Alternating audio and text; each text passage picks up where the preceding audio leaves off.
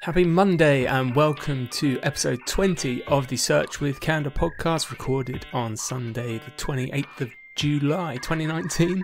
My name is Mark Williams Cook from Candour and I'm here to help you navigate the world of search. Some micro announcements I want to kick off today's episode with. 2 weeks ago in episode 18, I spoke about the problems some users were reporting with Google My Business short names, in that when these users were actually selecting their short name, which is a fairly new feature in Google My Business that allows you to specify kind of a friendly URL for your profile page rather than the long URLs it generates. So when users were doing this, they were finding their accounts were being suspended. There were quite a few people reporting this on Twitter and different forums, and Google hadn't made any kind of statement about it. Before that episode, on the 11th of July, I reached out to the Google My Business team and asked them, can you confirm there is an issue with short names? Seeing lots of people saying their GMB listing is vanishing after adding one and reappearing after removing it. And I didn't hear anything, so we recorded episode 18.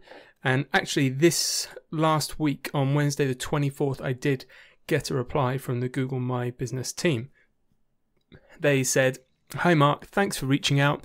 We appreciate your patience as we've recently had an increase in volume." I bet you have. "Our engineering team has confirmed that there was a technical issue connected to short names that is in progress of being fixed. If, however, you are still experiencing the issue after 48 hours, please reply here with your dashboard URL." It's a little bit of a confusing message because it says that the engineer team confirmed there was a technical issue, but then it says that it's in progress of being fixed. So I would possibly still wait before selecting your short name if you haven't already, as it does seem that there is still an issue, and I expect Google will hopefully this time do an announcement once they're sure that that is fixed. The second thing is, if you were around doing SEO sort of 8 years ago, around 2011, you probably would have seen Matt Cutts, who is or was Google's ex-head of web spam, did videos on YouTube on the Google Webmasters channel, offering kind of snippets of advice to webmasters and SEOs. And in the last week, we've seen John Mueller has taken up that mantle in this capacity, at least. So, John is really helpful anyway to the SEO community, does Webmaster Hangouts, and seems to somehow find time to answer everyone's questions on Twitter as well. But there is now a set of videos appearing on YouTube under hashtag Ask Google Webmasters, and John Mueller's done the first video. I'll put a link to it in the show notes at search.withcandour.co.uk, and that talks about a specific question they had around, is it good for webmasters to link out to other websites? So it's probably a really good source to subscribe to if you're fairly new to SEO and you want to be drip fed some advice. As usual, I said the link for that will be in the show notes. And lastly, before we move on to our main part of the show around Google Ads ROI, there does appear to have been another Google update, another one that's exactly what we want as SEOs, like another update. We're getting hit by kind of a combo of punches over the last few weeks. So this is being dubbed, for reasons I can't even be bothered to go into, the Maverick update, and it appears to have taken effect on the 18th of July. And I think it's worth mentioning because multiple tools have tracked this. So across Mozcast, Metrics, Advanced Web Rankings, AccuRanker, Rank Ranger, SEMrush, or SEMrush, depending on how you want to say it, there's been a huge spike in volatility in search results, meaning they've all these tools that monitor search results have seen some sites go up, some sites go down, big fluctuations in rankings on that day. SEMrush itself rates this volatility on a 0 to 10 scale across 25 different categories. And if you remember when we discussed the June core update, we spoke about the 2 or 3 categories that we saw had been mainly impacted from SEMrush, and that was really nicely aligning with what webmasters were reporting. With this Maverick update, we have seen huge volatility over all 25 categories. So the average 0 to 10 is 8.7 across all categories in SEMrush. However, I didn't want to give a big segment for it on this episode because there's been no comment from Google, no official stance from Google. There hasn't really seemed to be much consistency in what webmasters are saying about sites, the types of sites that are affected or types of factors or techniques. Ironically, when I was researching this, I had seen quite a few positive reports of this update on Black Hat World, which is a forum. Obviously, people tend to discuss Black Hat techniques, and a lot of people there at least were saying that they had seen an increase in traffic, somewhat ironically. And I think we'll probably do an episode soon where we'll talk about Black Hat SEO again and actually look at hacking and how you can prevent and detect if your site's kind of being hijacked by Black Hat SEOs, because it's something I came across, I do come across regularly, and actually helped a friend of mine with recently when they realised that their site title and stuff had changed in Google, but their site looked fine. So we'll probably do an episode about how to detect if your site's been secretly hacked but looks okay. What we actually want to talk about, what we're here to talk about mainly, though, is getting a return on investment, an ROI, positive ROI from Google Ads, and why that is so hard.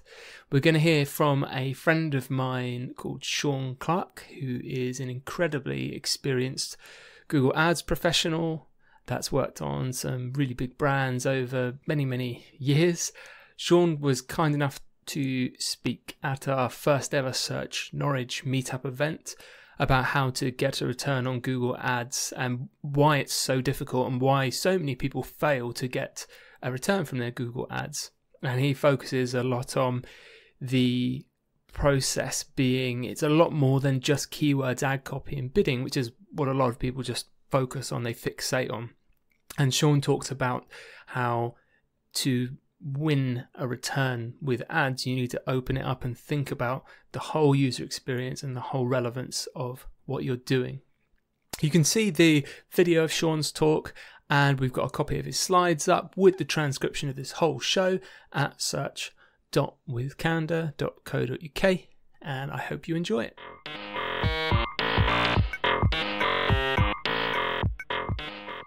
We're going to talk about AdWords tonight. We're going to talk about return on investment, but more importantly, we're going to talk about Google and what it's doing in Google Brain.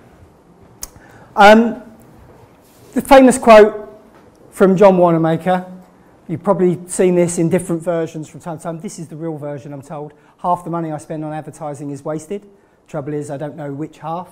Now, John Wanamaker was known in the 1900s as a leading marketeer, and even he couldn't tell what was making him money and what wasn't. He ran a series of retail outlets that eventually turned into Macy's. So that was the 1900s.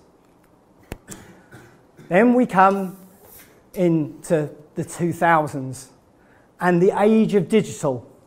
1999 when I first started in it. And there was the dream. We could measure everything. Everything was a click, everything had a cost, and we could see it coming out the other end.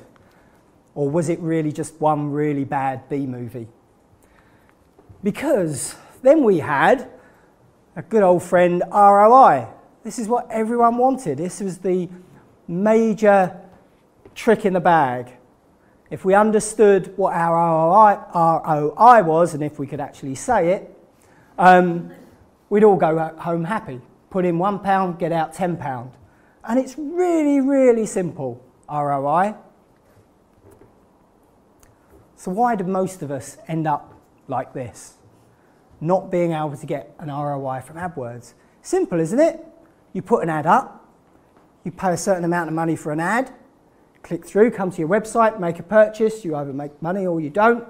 So you adjust things so that you can make money. Surely that's how it should work. But anyone that's been doing this any amount of time will know it just doesn't work like that. In fact, one of the problems is, and I'm going to read this, I've tried to memorize this, but I can't. You need to worry about your prior communality estimates and your equine value of the reduced correlation matrix. And that's the problem, because there are 3 factors which will be retained by the proportion criterion. And if you get those 3 factors right, you're good. Really? No, actually. It's nothing to do with rubbish like that. It's nothing to do with any one thing on its own, actually. ROI in AdWords is a combination of relevance and user experience. And this is why people fail so often, is because they just don't get it. They focus on keywords, or they focus on their ad copy, or they'll look at their landing page and go, we've got the perfect place, they must want to buy this. But you've got to put the 3 together. You've got to get that relevance right to your audience, and then you've got to give them the experience that they're expecting when they click on your ad. And this is what Google measures. They don't give a damn really how much you want to pay for the keyword or anything like that, or how good your ad copy is. They want the overall user experience to be wrapped up and users to be happy, because if they make users happy, users come back to Google, and that's why they're so successful. And this is what they call quality score. Okay. Any of you running AdWords campaigns at the moment? Thank God for that. So you will have hopefully seen screens like these. Hopefully more of the ones like on the left that gives you a 10 out of 10, rather than the ones on the right where the quality score is 4 out of 10. So here and here. These ads are both running. They're both live. As it's saying, these ads are showing now, but one has a higher quality score. But why should that matter? If they're both running, that's fine, right? Well, maybe not so much. And the reason I say maybe not so much, because a company called WordStream, they do AdWords management tool. It's quite expensive, but it is really good. One of the advantages they have is they have lots and lots of AdWords data coming through their system. So they could do great reports like this, which shows the cost per conversion against the quality score. And what you can actually see here is, in the main, there are exceptions. There's always exceptions when it comes to online. In the main, the higher your quality score, the lower your cost per conversion. And this is why a lot of people aren't getting an ROI from their AdWords. It's because their quality score is rubbish, because they're not thinking about the end user, they're thinking about themselves, thinking about how we can be #1 in the search and things like that, rather than improving user experience and the overall workings of their website and their ads. So that's the problem. This is where you need to get. But how do we get there? Well, any geek knows that the answer is, of course, 42. And if you didn't get that, then sorry. But no, the real answer is test, test, test. And another hero of mine, Claude Hopkins, from the 1900s, wrote a book in 1923, Scientific Advertising. It's required reading in my company, isn't it, Hussein? But this book is one of the first about advertising from a scientific perspective. It's well worth a read. You find it on Amazon, 99p as a Kindle book, at the bit.ly link there. And it is relevant to today, because even back in his day, They were doing testing. They would send out mailers in various formats and see which one gave them a return and which one performed better. And it really is all about testing. I can't tell you what the answer is to the perfect ad and the perfect quality score, but you can test it. Guess what? Google gives you free tools to do the testing as well. And they put them in nice places, like actually in AdWords. The first one on the left is Google Experiments within AdWords, and you can literally test loads of stuff in there. See which works. And then on the right, we've got Google Optimizer, which allows you to put a little bit of script in your website so you can make changes, non-technical changes to your website and see what performs better. Okay, and these are some of the tests we run, and you can see some of the winners and losers. You'll see it better in the video afterwards. Anyway, it's just to show you the tools. You won't be able to read this either. Don't put loads of text on PowerPoint slides. People can't read it and won't. But that's all the things you can test. So you can test budgets, cost per acquisition targets, display ads, ad text, all of those things. It's absolutely brilliant, and that's just Google Experiments. AdWords Experiments. With Google Optimizer, you can go one better, and you can do A/B testing. You can do the redirect tests where you send people to one page to another, see what happens. And you can even go the whole hog and do these multivariate tests, which will send you bananas with all the combinations. So once you've ended up like a mad scientist like me, how could you possibly, in a normal company, run and manage all of those tests? Well, up to now, that's basically what we've had to do to get good returns out of AdWords. And honestly, if you run some standard tests in a controlled way, in a good manner, you will get there. But you know what Google's like. They've always got an answer to these things. In 2011, and this is a real thing, go to g.co/brain to find out more. They launched a thing called Google Brain. And the idea of Google Brain was to make machines intelligent so that they can improve people's lives. That's actually what they believe. So they're doing all of this automation, all of this artificial intelligence, self-driving cars, all of the things with clever things with photos. But what they're also doing is they're using this technology in their prime money generator, AdWords, basically. And it's available now to all of us. It saves us doing all of that user testing. In fact, their Google Brain tool, their AI tool called TensorFlow, is available open source, and anyone can go and have a play with it if you could ever work it out.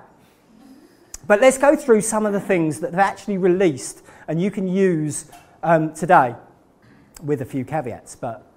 So one of the absolutely amazing things, we'd never thought that they would get here and do this.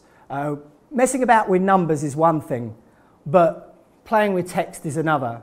There's a saying about give enough monkeys a go and one of them will come up with the works of Shakespeare.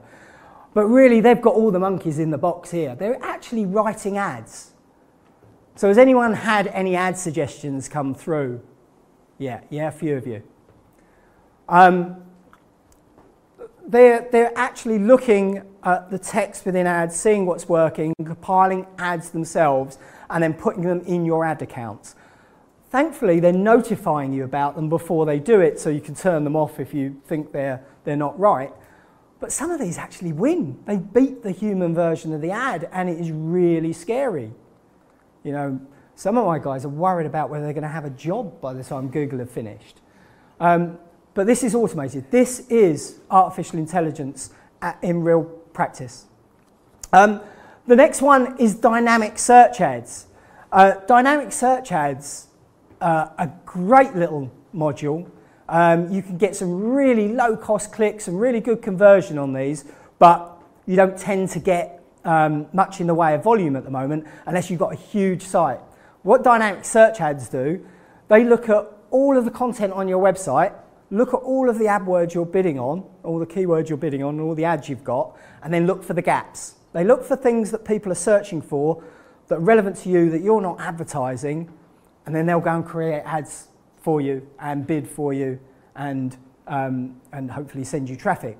And basically you write a couple of little descriptions for your ad, and then they'll make up the headline to suit what the searcher's going for. And they're doing that testing for you and dynamically serve those.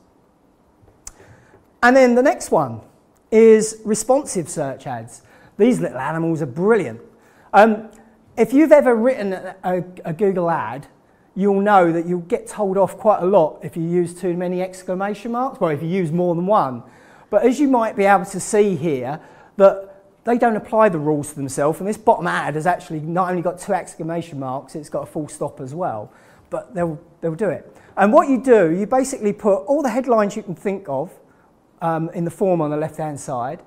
You put as many variations as you like, different link variations, and it will basically make thousands and thousands of versions of these ads and keep showing them until it finds the ones that work, and then you can go and turn off certain ones, take out bits of ad copy and put new bits in. So Google really hard at work trying to create dynamic ads for you. It gets better than that though. Because then we've got smart display campaigns. This is a fairly recent release. It's been tested for a while. Toyota have had a play with it and had some success. This one really takes some getting used to, especially if you're delicate about your brand. You give Google a load of images, obviously relevant images to what you want to be found for, and you give them some wording that goes with those images and a landing page to send them to. Okay? It will then look at your whole ad account and your website, and rather than what you would normally do with display ads, you would go and select your audience carefully. You might go and do your Experian data and see where your A1s and BCs are and everything like that, and how old they are and where they live. But you don't need to. Google does all of that for you. It will work out, literally making millions of versions of your ads, and it will work out who's more likely to interact with your ads and perform better. And Toyota, there's quite a few case studies if you go and look this up, but Toyota got some fantastic results with 40% of all their display conversions coming from these smart display campaigns, and getting a 33% lower cost per acquisition as well, and that's from display, and there's not a lot of people that really get huge benefits from display. Just absolutely amazing. Then we've got smart bidding. So if you didn't think like making ads was enough, now they'll actually decide how much you should bid for certain things. And they'll actually decide the bid at the moment. So it will vary all the time, and they'll use, if you turn on smart bidding, you'll also get access to external data, things like location, the operating system maybe that are on, whether it's an app, type of browser, the actual search query. All different things will be taken into account to adjust the bid at the right moment, at the right time, and you don't have to do anything. So there's no more going in and adjusting your bids and bid management anymore. That's another job gone. Then we have data-driven attribution. I actually love this one. I try to get every client I can on it, but you need quite a bit of data to be able to move them across. If you're aware of how Google Analytics works, it's actually quite painful, because it works on a model which is the left-hand side one at the bottom there, called last interaction or last click. So basically, if I come to your website via an organic search and I don't buy, and then I come back to your website via a Facebook ad, and then I buy, the Facebook ad will get the credit, but not the organic search that introduced me in the first place. That's last click interaction. And that plays hell when you're trying to work out ad budgets and you're using AdWords, for example, to build a brand and build awareness, and then everyone starts buying everything by coming in on the brand name. And the client's going, well, if it's that simple, we'll just run ads under our name and you can go away. But no, it's not that simple, because people don't just come and buy, go and buy. They interact in many ways. And you may or may not be able to see here, but if you look at the paid search, on the left-hand side, last interaction, we have 1.6 million conversions for paid search. Importantly, the data-driven attribution, which is Google going, well, those people came in over here, and a little bit there, and a bit of this also contributed, got 2 million.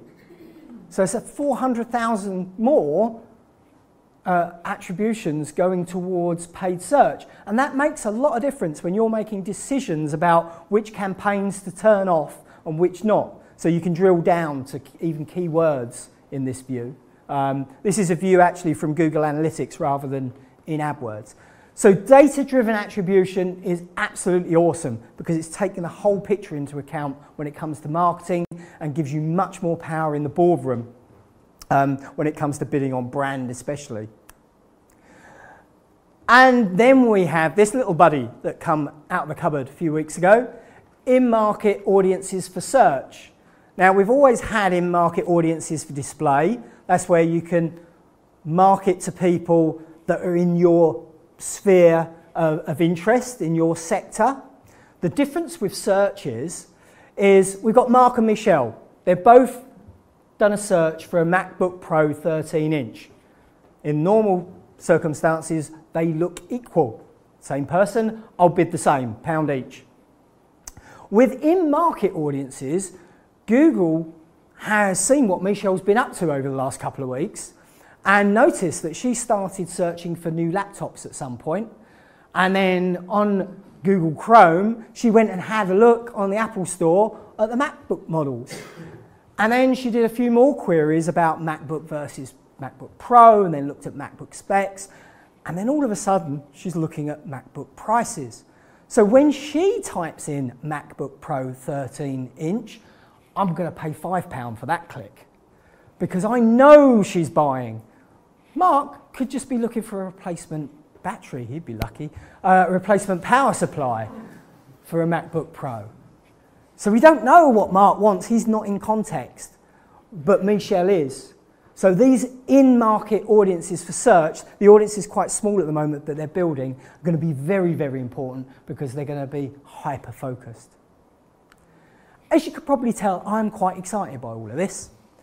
So we've got all our little elves working really, really hard at the North Pole, but us adults have got to have something to do, surely, please. But I'm excited for what's coming next. And this really says it all, is intelligence. In your Google Analytics dashboard, you'll probably start to see now on the right-hand side these intelligence stats coming up telling me that my in-market segment for this particular client has grown 60%. It would have done, wouldn't it? It's May, it's May, April time. This time of year, it's going to grow. But stats like that now coming through, advising you of things that you can do. We've got just last week, I think I did these slides a couple of weeks ago, but just last week for smaller businesses, there's AdWords Express on steroids, basically, which is AdWords will create ads for you, even potentially create landing pages for your ads for you if you will give it the money and let it get on, and that's for small businesses. So it's really, really serious stuff out there, but don't worry, Google Brain's got it handled and it will eventually rule the world. But at least you'll be sane and not have to do all those tests. Go and look some of these up. They are really, really great. That was Sean Clark from Clark St James talking at the first SearchNorwich event, which you can find out more about at searchnorwich.org. I hope you've enjoyed today's show. You can, as always, get the show notes at search.withcandour.co.uk if you want to see Sean's talk on video or get a copy of his slides. My name is Mark Williams Cook, and I hope you have a fantastic week.